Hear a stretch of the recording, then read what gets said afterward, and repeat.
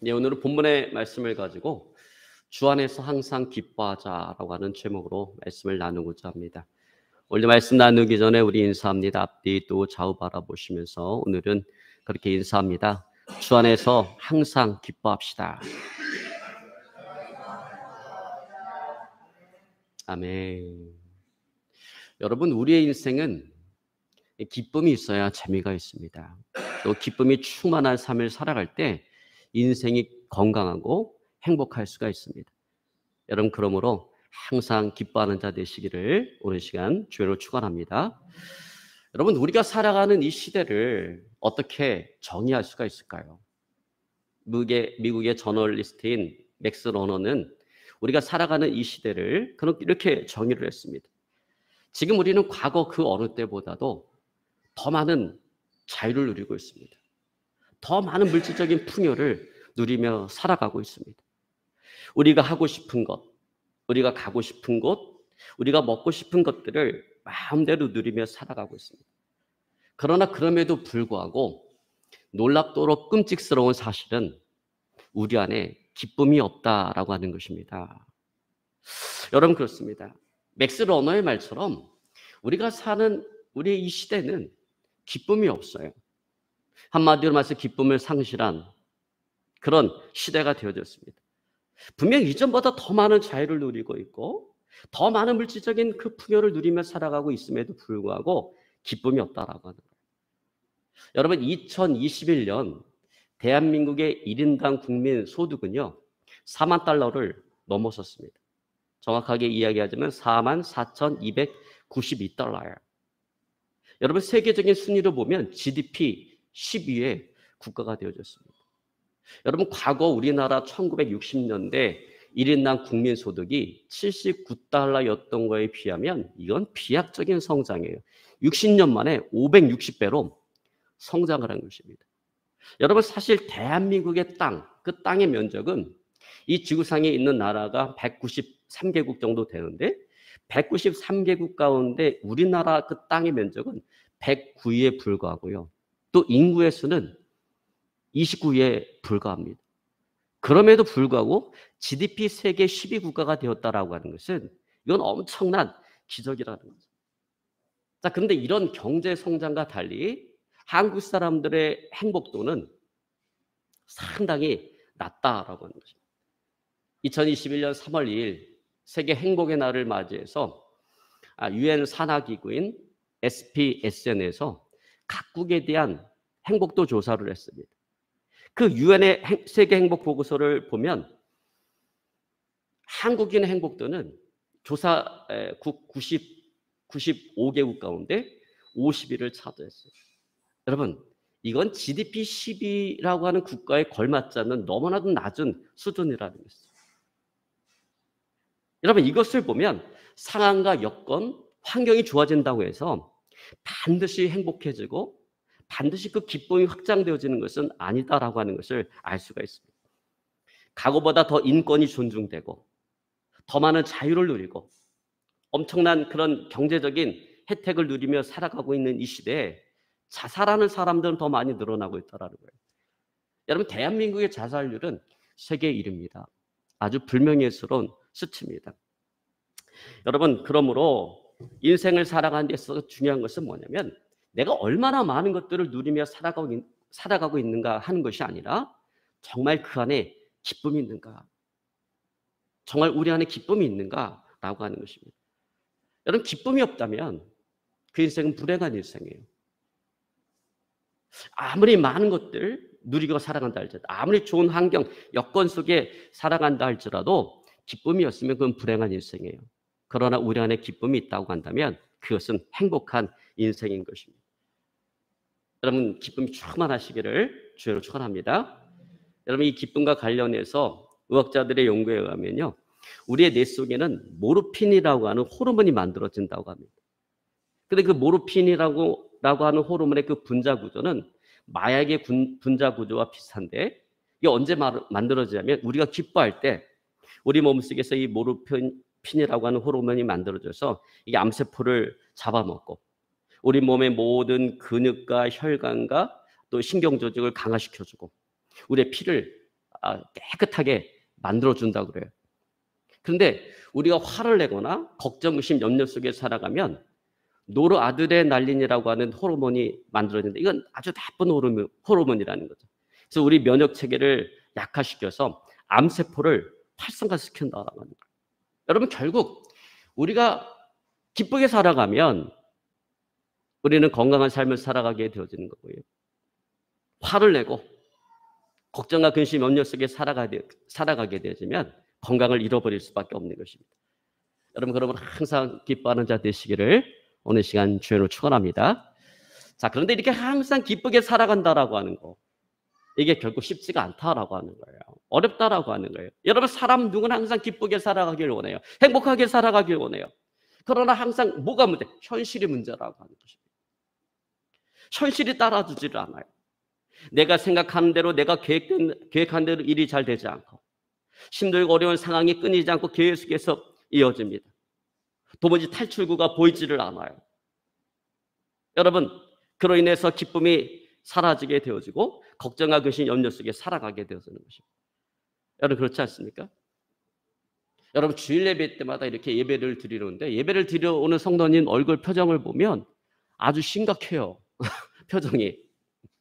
제가 설교하기 전에 우리 인사합니다. 앞뒤 좌우 바라보시면서 인사합니다. 그러면 그렇게 환하게 인사를 하고 인사 끝나고 앞에 주시를 할 땐 다시 제정신으로 돌아옵니다. 내가 언제 기뻐했었느냐 싶을 정도로 아주 심각한 얼굴 표정을 짓고 있어요. 여러분 그건 뭐예요? 내 안에 걱정심, 염려가 가득하다라고 하는 반증인 것입니다. 여러분 그러나 그럼에도 불구하고 여러분 항상 기뻐할 수 있기를 오늘 시간 주연으로 축원합니다. 자, 오늘 바울은 4절에 빌립보 교회 성도들을 향해서 주 안에서 항상 기뻐하라. 내가 다시 말하노니 기뻐하라 라고 권면하고 있습니다. 자, 여러분 이 말은 하나님을 믿는 우리도 기쁨을 잃어버릴 수 있다라고 하는 것을 전제하고 있는 말씀이에요. 그리고 잃어버렸던 그 기쁨을 다시 회복하고 누릴 수 있다라고 하는 것을 역시 전제하고 있는 말씀입니다. 그리고 그 기쁨을 잃어버린 주체도 나요. 그것을 회복하고 누릴 수 있는 주체도 역시 나라고 하는 것을 전제하고 있는 말씀이에요. 여러분 그렇습니다. 여러분 기쁨은 주어지는 것이 아니라 내가 만들어가는 거예요. 여러분 우리는 기쁨을 잃어버릴 수도 있지만 언제든지 그 잃어버렸던 이 기쁨을 다시금 회복하고 누리며 살아갈 수가 있습니다. 여러분 그래요. 여러분 우리가 인생을 살아가면서 어떤 기쁨이 주어지기만을 기다린다라고 한다면 우리는 기뻐할 날이 별로 없을 거예요. 기뻐할 날보다는 걱정, 근심, 염려 속에 살아갈 날들이 훨씬 더 많을 것입니다. 그러면 여러분 인생을 살아가면서 여러분 기쁨이 주어지기를 기다리지 마시기를 오늘 시간 주님을 축원합니다. 여러분 우리는 잃어버렸던 그 기쁨을 회복하고 누리며 살아가야 돼요. 여러분 그렇게 살아가시기를 주님을 축원합니다. 자, 그렇다면 어떻게 해야 이 기쁨을 우리가 회복하고 누리며 살아갈 수가 있을까?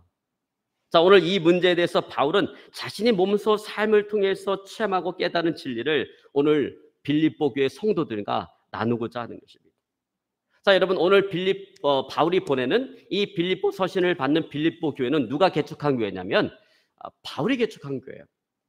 바울과 실라가 빌립보 가서 복음을 전하다가 매를 맞고 옥에 갇히게 되어졌어요. 근데 자정쯤 바울이 하나님을 높이고 찬양하고 기도할 때 지진이 나서 옥터가 움직이더니 옥문이 활짝 열린 거예요. 그러자 그 모든 것들을 책임지고 있는 간수장이 제수가 탈출한 줄로 알고 이제 문책받는 것이 두려워서 칼을 빼서 자결하려고 하는 그 순간에 바울이 외칩니다. 우리가 도망가지 않으면 여기 있으니 내 몸을 상하게 하지 말라. 그래서 그 일을 계기로 간수장과 그의 온 가족이 예수를 믿게 되므로 비로소 뭐가 탄생하게 되어진 거냐면 빌립보 교회가 만들어지게 되어진 거예요. 빌립보 교회가 탄생하게 되어진 거예요. 자, 그리고 이 빌립보서는 사도 바울이 로마에 가서 재판을 받기 위해서 지금 로마 감옥에 갇혀 있을 때 고난받고 있는 그 빌립보 교회 성도들을 위로하기 위해서 그들에게 보낸 편지인 것입니다. 자, 그러니까 사실은 바울도 빌립보 교회 성도들도 기뻐할 일이 없어요. 로마 감옥에 갇혀 있는데 기뻐할 일이 뭐가 있겠어요? 아니 지금 고난받고 있는데 기뻐할 일이 뭐가 있겠어요? 기뻐할 일이 없다라는 거예요. 자, 그런데 이 빌립보서의 특징을 보면 기쁨, 기뻐라라고 하는 말로 아주 가득 차 있다라는 것입니다. 충만하다라고 하는 것입니다. 그래서 이 서신을 시작하면서 바울은 너희 무리를 위하여 기쁨으로 항상 간구한다라고 이야기합니다. 또 빌립보서 1장 18절에 보니까 내가 기뻐하고 또한 기뻐하리라 라고 이야기합니다. 또 2장에 넘어가니까 2장 18절에 이와 같이 너희도 기뻐하고 나와 함께 기뻐하라. 또 3장에 가니까 3장 1절에 정말로 나의 형제들아 주 안에서 기뻐하라 라고 이야기합니다. 그리고 빌립보서의 마지막 장인 빌립보 4장 4절 오늘 본문의 말씀 가운데 주 안에서 항상 기뻐하라. 내가 다시 말하오니 기뻐하라 라고 말씀하고 있는 것입니다. 자, 여러분 이처럼 빌립보서는 기쁨이라고 하는 말로 가득 차 있다라고 하는 거예요. 그래서 학자들은 빌립보서를 이야기하기를 빌립보서를 기쁨의 서신이다 그렇게 이야기를 합니다. 자, 그런데 아이러니한 것은 이것입니다. 자, 지금 기쁨을 이야기하고 기뻐하라라고 권면하고 있는 그 바울의 상황, 그 여건, 그 환경이 도저히 기뻐할 수 없는 상황이라는 거예요. 바울은 지금 기분 좋게 로마를 여행하면서 막 바닷가가 펼쳐져 있는 로마 휴양지에서 지금 이 빌립보서를 쓰고 있는 게 아니에요. 로마 감옥에 갇혀 있어요. 그것도 어떤 죄를 져서 갇혀 있는 것이 아니라 복음을 전한다라고 하는 이유로 갇혀 있는 거예요. 그 억울하게 갇혀 있는 거예요. 그 로마 감옥에 갇혀 있으면서 이제 재판받을 날을 기다립니다. 재판의 결과가 어떻게 나올지 불안할 수밖에 없는 그런 상황인 거예요. 그러므로 바울이 처한 이 상황은 기쁨을 얻고 기뻐하라라고 권면할 수 있는 그 상황이 아니다라는 거예요. 근데 신기한 것은 바울이 그러한 상황 속에 있으면서도 기뻐할 수 있었고 또 고난 가운데 있는 빌립보교의 성도들을 위로하고 그들에게 기쁨을 이야기하고 기뻐하라라고 권면을 하고 있다라고 하는 것입니다. 여러분 사실은 바울이 위로를 받고 권면을 받아야 될 상황인데 이렇게 위로를 받고 권면을 받아야 될 상황에 있는 사람이 도리어 위로를 하고 권면을 하고 있다는 것입니다. 자, 그렇다면 바울은 어떻게 이렇게 기쁨을 얻을 수가 있었을까요? 걱정하고 염려할 수밖에 없는 그런 상황 속에서 어떻게 기쁨을 누리고 또 기뻐하라라고 권면할 수가 있었을까요? 여러분 우리는 두 가지 측면에서 오늘 바울의 이 기쁨을 이해해야 된다라고 하는 것입니다. 자, 첫 번째로 우리가 항상 기뻐할 수 있는 길은 주 안에 거할 때 가능하다라고 하는 거예요. 그래서 바울은 빌립보교의 성도들을 향해서 항상 기뻐하라 이렇게 권면하고 있는 것이 아니라 주 안에서 항상 기뻐하라라고 권면하고 있는 것입니다. 우리가 항상 기뻐할 수 있는 열쇠는 주 안에서라고 하는 거예요. 왜냐하면 주님은 모든 기쁨의 근원이 되시는 분이시기 때문에 그렇습니다. 그래서 여러분 우리가 세상에서 기쁨을 찾으려고 하고 세상을 주님보다 더 사랑하게 되어지면 우리는 기쁨보다는 걱정과 근심, 염려밖에 얻을 것이 없습니다. 왜냐하면 세상이 주는 그런 기쁨은 모든 기쁨의 근원 되시는 주님으로부터 우리를 멀어지게 만들기 때문에 그래요. 그래서 여러분 우리가 세상의 기쁨에 취하다 보면 줄어드는 게 있어요. 뭐가 줄어드냐면 기도하는 시간이 줄어들고 말씀 보는 시간이 줄어들고 예배하는 횟수가 줄어들고 그리고 예배하는 태도가 달라진다라고 하는 것입니다. 예배하는 태도가 아주 불량스러워진다라고 하는 거예요. 여러분 참고적으로 제가 여기서 말씀드리는 세상이 주는 기쁨은요. 어떤 세상이 주는 죄된 기쁨을 이야기하는 것이 아니에요. 죄의 낙을 이야기하는 것이 아니라 도리어 세상이 주는 건전한 기쁨을 이야기하는 것입니다. 여러분 우리는 살아가면서 세상이 주는 기쁨이 필요 없는 게 아니에요. 여러분 믿음의 사람도 살아가면서 세상이 주는 그 기쁨이 필요합니다. 때로는 어떤 등산의 기쁨을 통해서 인생의 활력을 얻는 게 필요해요. 여러분 요즘처럼 코로나 팬데믹으로 인해서 항상 마스크를 쓰고 다니는 이 시대 여러분 정말 어디 인적이 드문 데 가서 마스크를 벗고 신선한 공기를 마시며 산책하는 기쁨이 필요하다라고 하는 것입니다. 또 어떤 뭐 좋은 사람들을 만나서 식사를 나누고 서로 교제하는 기쁨이 필요하다라고 하는 거예요. 또 어떤 감동스러운 영화를 보고 마음을 따뜻하게 만들어준 드라마를 보면서 느끼는 어떤 그런 기쁨이 필요하다라고 하는 거예요. 또 가족과 여행을 하면서 함께하는 그런 시간을 갖는 것도 필요하다라고 하는 것입니다. 그러나 중요한 것은 뭐냐면 너무나 이런 것들에 심취해서 주님과의 관계가 멀어져서는 안 된다라고 하는 거예요. 여러분 이처럼 우리의 삶에는요 나쁜 게 아니에요. 참 좋은 건데 그럼에도 불구하고 주님과의 관계를 멀어지게 하는 것들이 많이 있다라고 하는 것입니다. 여러분 그러면 우리는 항상 생각해야 된다는 거예요. 내가 주님 안에 거하고 있는가? 내가 정말 주님과 끈끈한 교제를 이어가고 있는가? 정말 내 안에 주님이 살아계심을 내가 느끼며 살아가고 있는가? 여러분 어떻습니까? 여러분 항상 주님의 그 임재를 느끼며 살아가고 있습니까? 내 안에 정말 주님을 주인으로 모시고 그 주님과 교제하며 살아가고 있습니다. 여러분 만약에 주님이 멀리 있다라고 느껴진다라고 한다면 우리는 우리의 삶을 다시 한번 돌아봐야 된다라는 거예요. 여러분 우리 안에 기쁨이 없으면 우리는 우리의 삶을 다시 한번 돌아볼 필요가 있다라는 것입니다. 왜냐하면 그것은 십중팔구 기쁨의 근원 되시는 주님으로부터 내가 멀어졌다라고 하는 반증이기 때문에 그렇습니다. 여러분 우리가 주님과 가까운 교제를 통해서 오는 그 기쁨을 잃어버리면 세상이 주는 기쁨도 오래가지 못해요.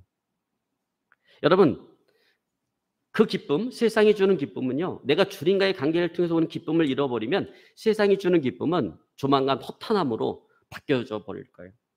인생에 의미를 주지 못하는 공허함으로 바뀌어져 버릴 거예요. 제가 아는 목사님이 계시는데 목사님이 참 개척교회를 오랫동안 섬기셨어요. 그런데 하나님께서 복을 주셔갖고 그 자녀들이 참 잘 됐어요. 다 호주로 이렇게 가서 그곳에서 다 성공을 했는데 그 호주에 가서 자녀들이 이렇게 성공했다 보니까 아버지가 늘 걸리는 거예요. 그 어려운 개척교회에서 힘들게 목회하시는 아버지가 걸려서 어느 날 전화해서 그랬대요. 아버지 이제 아버지 목회할 만큼 했잖아요. 그러니까 연세도 있고 하시니까 이제 목회 은퇴하시고 호주에 와서 우리 같이 살았으면 좋겠습니다. 우리가 잘 모실 테니까 호주로 좀 왔으면 좋겠습니다. 그래서 목회 은퇴를 하고 호주를 갔어요. 호주를 가니까 자녀들이 정말로 잘 섬겨줬어요. 그래서 목사님이 매일 같이 골프를 치러 나갔어요. 골프를 치니까 얼마나 기분이 좋은지 막. 그런데 3개월쯤 지나니까 그렇게 즐거웠던 골프가 재미가 없는 거예요. 골프뿐만 아니라 다른 모든 것도 재미가 없는 거예요. 왜?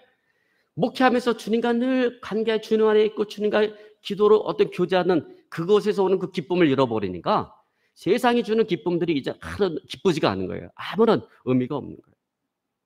여러분 그렇습니다. 주님과의 관계가 끊어지면 주님과의 교제가 끊어지면 세상이 주는 기쁨도 오래가지 못한다라고 하는 것입니다.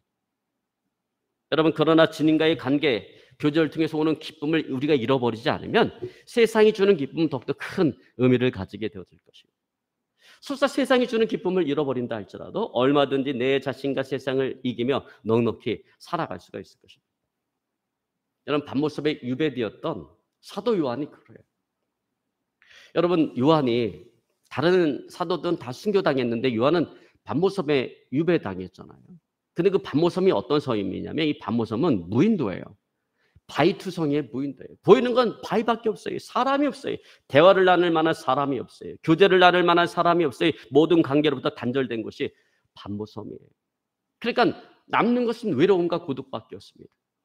그러나 그럼에도 불구하고 그는 주님과의 그런 관계의 끈, 교제의 끈을 놓지 않고 주님과의 어떤 교제를 통해서 오는 그 사랑으로 그 고난의 시간들을 기쁨으로 보낼 수가 있었다라고 하는 것입니다. 그래서 여러분 사도 요한이 그 밤모섬에서 썼던 것이 요한 계시록이잖아요. 주님부터 그런 교제를 통해서 받은 어떤 계시를 담아서 쓴 것이 요한 계시록 아닙니까? 자, 그리고 지금 사도 바울도 역시 그러하다라고 하는 거예요. 자, 누명을 쓰고 지금 감옥에 갇혀 있어요. 여러분 거기에 무슨 기쁨이 있겠어요? 무슨 재미가 있겠어요? 그렇지만 그런 상황 속에서도 주님과의 관계의 끈, 교제의 끈을 놓지 않고 주님과의 교제를 통해서 오는 그 사랑으로 그 모든 고난의 시간들을 오늘 기쁨으로 가득 채울 수가 있었다라고 하는 것입니다. 그러므로 오늘 바울은 말하는 거예요. 주 안에서 항상 기뻐하라. 내가 다시 말하노니 기뻐하라라고 하는 것입니다. 자, 바울은 여기서 주 안에서 기뻐할 것을 강조하고 있어요. 주 안에서만 기뻐할 수 있다라고 하는 그 사실을 강조하고 있는 것입니다. 여러분 그러므로 주 안에서 항상 기뻐하는 저 여러분의 삶이 되어질 수 있기를 오늘 이 시간 주님을 축원합니다.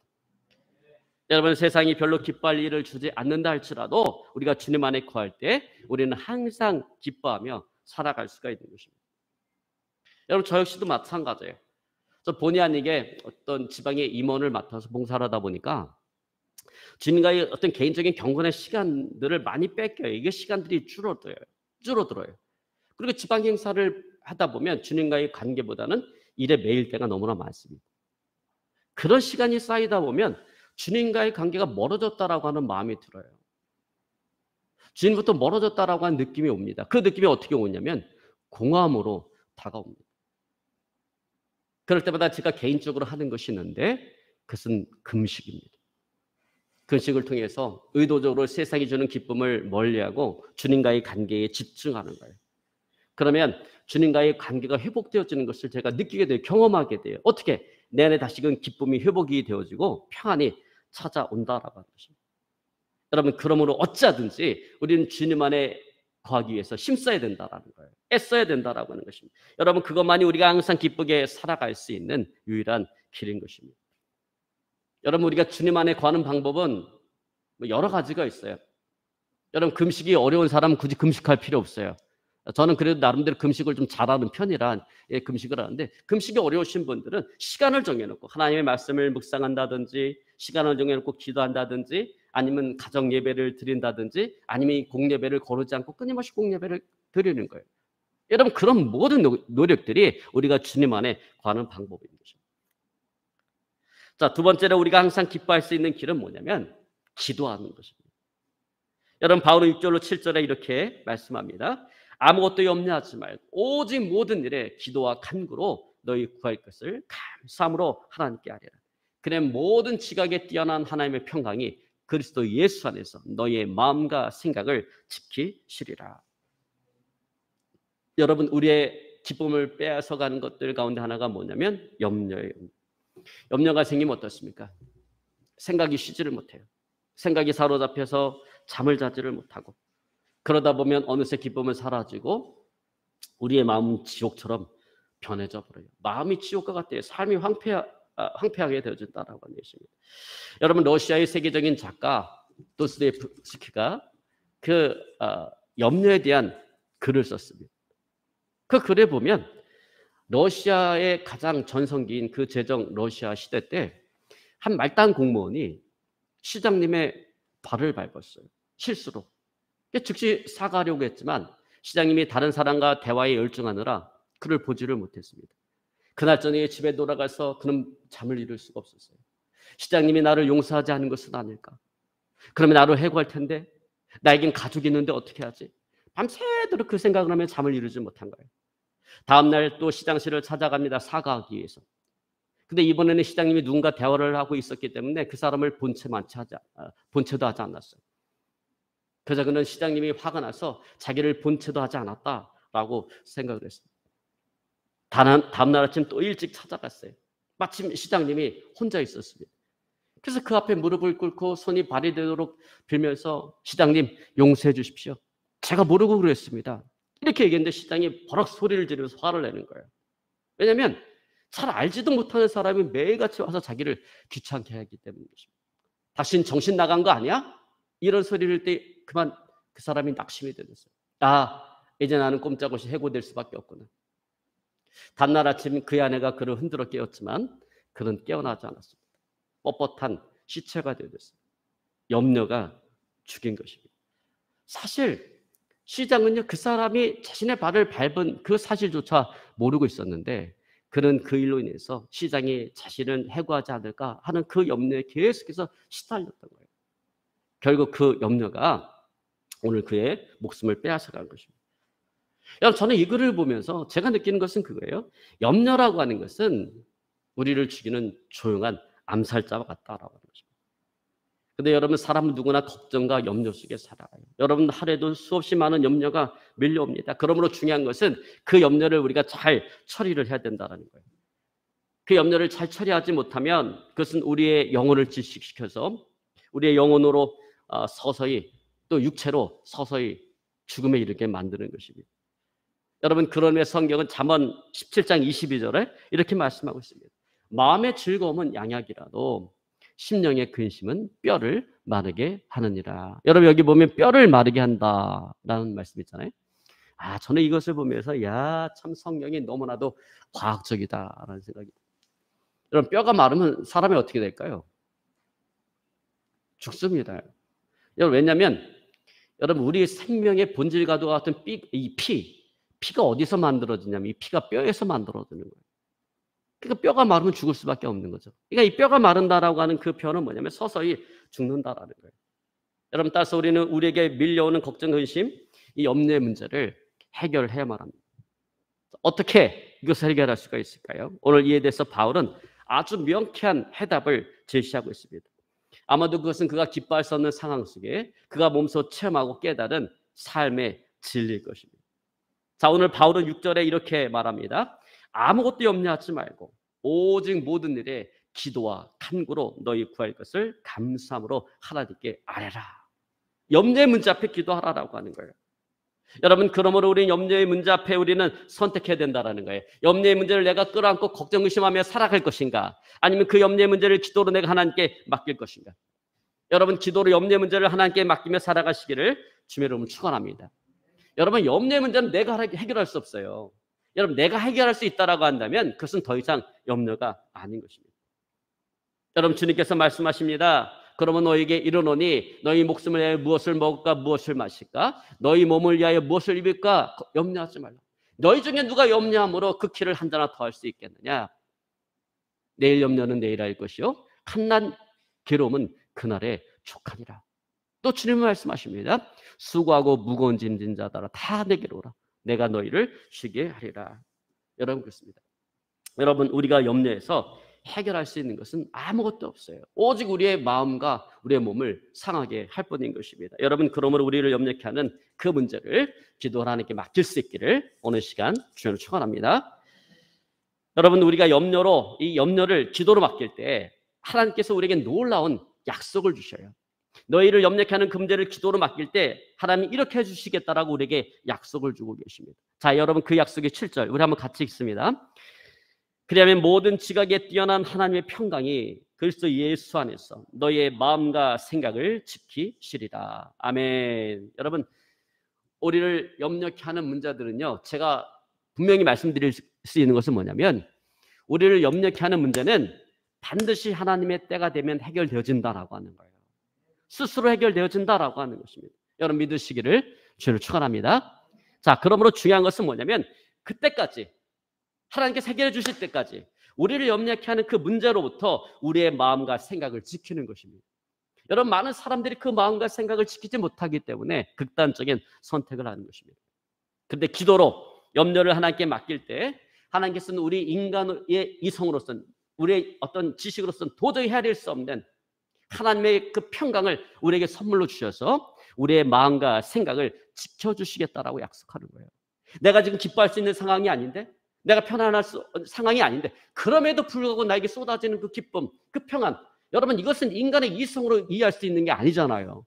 분명히 내가 기뻐할 만한 일이 있을 때 우리는 기뻐하는데, 나의 삶의 현실과 어려움은 내가 기뻐할 수 있는 상황과 현실이 아니에요. 내가 아무리 이해하려고 해도 이해할 수 없는 상황이에요. 그럼에도 불구하고 그런 상황 속에서 하나님께서 기쁨을 주시고 평강을 주신다라는 것입니다. 그것이 사도 바울에게 주셨던 것이고 사도 요한에게 주셨던 것이고, 염려의 문제 앞에 기도하는 저와 여러분, 우리에게 주시는 하나님의 평강인 것입니다. 여러분, 그렇습니다.